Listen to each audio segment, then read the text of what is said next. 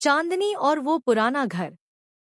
पुराने पहाड़ी कस्बे के एक कोने में, जहां हर शाम सूरज की किरणें टेढ़े-मेढ़े छतों पर नाचती थीं, वहां एक टूटा-फूटा घर था।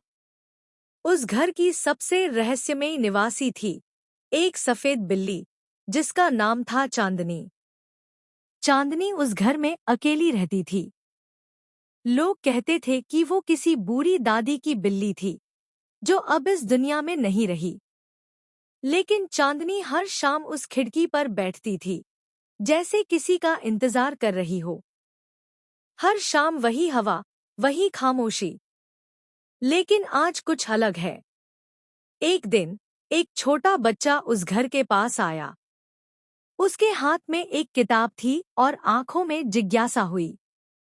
क्या तुम सच में उस दादी की बिल्ली हो? क्या तुम कहानियां जानती हो?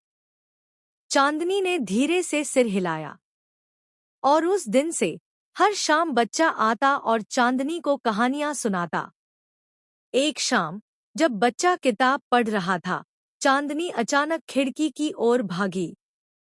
वहां एक पुरानी तस्वीर थी, दादी और चांदनी की। बच्चा हैरान होकर, ये तो तुम हो।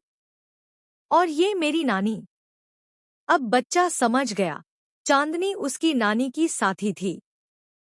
और वो घर सिर्फ टूटा नहीं था, वो यादों से भरा था। कुछ महीनों बाद चांदनी एक रात खिड़की पर बैठी रही और फिर चुपचाप चली गई।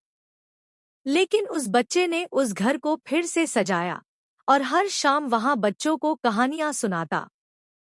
चांदनी अब कहानियों में रहती है और कहानियां कभी मरती नहीं। हर जानवर सिर्फ साथी नहीं होता, वो हमारी यादों, कहानियों और रिश्तों का हिस्सा होता है। और जब वो चले जाते हैं, तो उनकी कहानियां हमें जीना सिखाती हैं।